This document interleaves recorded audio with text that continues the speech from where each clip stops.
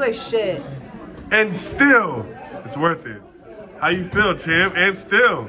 I feel good. I don't look very good, but I feel good. Let me see the cut. It's not that bad. It's not that bad. You look great in the ring. Your performance looked great. Thanks. You were amazing. It looked like you belong at 147, and it's just been a long time coming. After the 6th round, you were at over 300 punches. It was a show. You put on a show. You definitely. It looked to me like you just decided you were better.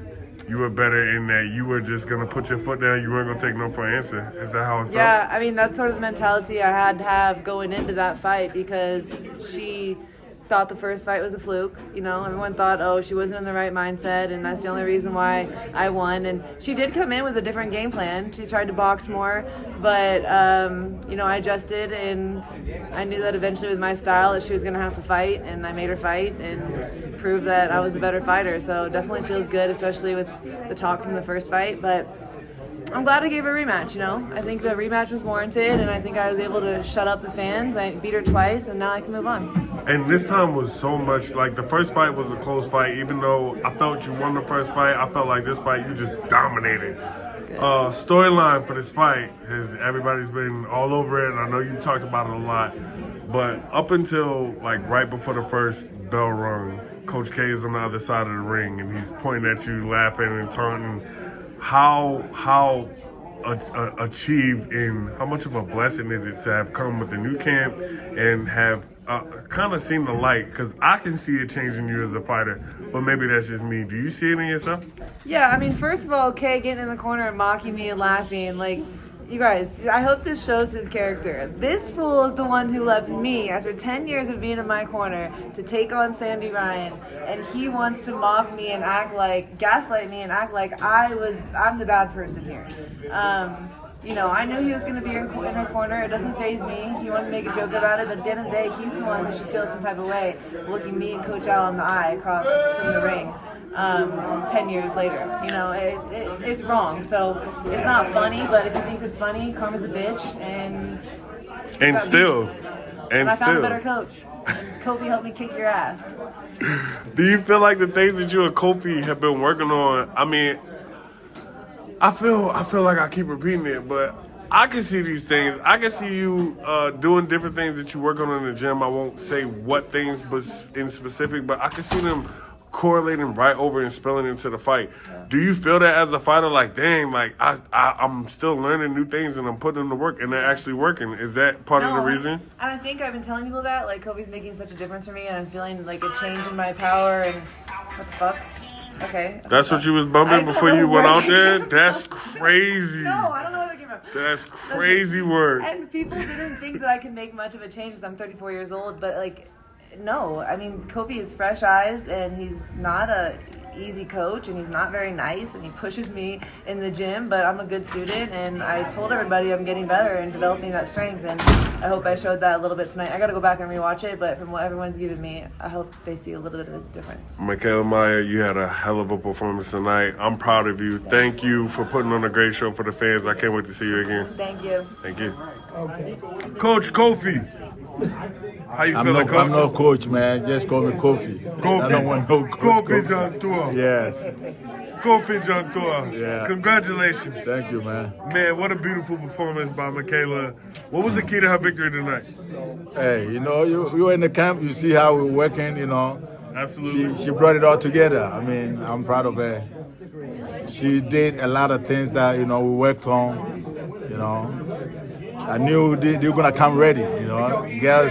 Girls stronger, is bigger, she's bigger, and she's gonna bring it. But we're ready for her. She looked like she filled into the 147 weight class. She's very going well. into she it. Looks even better than she did punching the first now. time. She's getting her punches together now. She's punching harder now.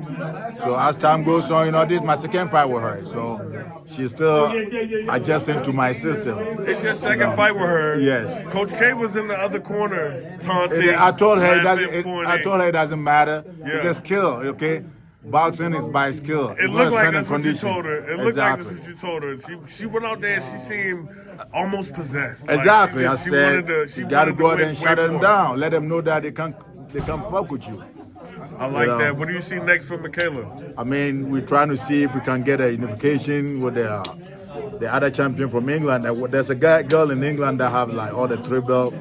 So we're trying to see if we can do unification, or Mikaela can come down and fight Katie Taylor. That's another fight that that'd be great. That would be great. I believe she was in the house tonight. So yeah, she was here. She saw the action. So I think it's something that they can work on. There were some murmurs in the crowd that Sandy pulled a Katie Taylor type of move when Mikaela appeared all of a sudden to have a headbutt, and then it seemed like that ignited Sandy to start throwing a lot hard. So what did you tell Mikaela that? I told her, I said, when she came to the corner, I said, calm down.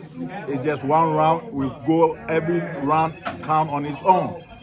You got a cut. She saw whenever you fight, you see blood, you want to step on it and hit it hard. Yeah. She did that, but Mikaela, I calmed her down. I said, go back to your basics.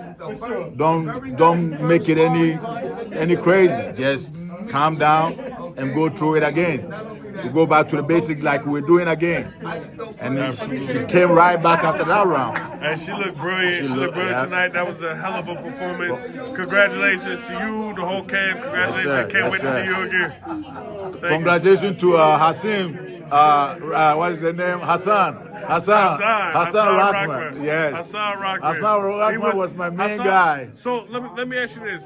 Hassan Rahman and Kamel Moten are 2 males who helped Mikaela get ready for this fight. And watching the fight, and because I seen the sparring, I seen them get ready, I'm looking. So in my perspective, I'm like, Sandy, the person that's in front of her, has nowhere near the skill to offset on those guys. Yes, nowhere near. Yes. And I see that's why I Mikaela elevate go hard with Mikaela. those guys. Exactly. That's why I elevate her. When you have good sparring and you have people that push you, it bring your game up. Yes. It bring your game up, and you show that. Yes, I mean, she's power Kamel, she's power Hassan a lot. Hassan give her a lot of work. Yeah. And that keep her sharp. Yes. Because you're going against guys stronger above you a little bit, that can push you. You have to elevate your game to keep up with them. And that help her, get ready for this fight. Man, y'all were ready. Y'all came. Y'all saw. Y'all conquered. Thank you, Kofi. I appreciate it. Yes, sir. Yes, sir.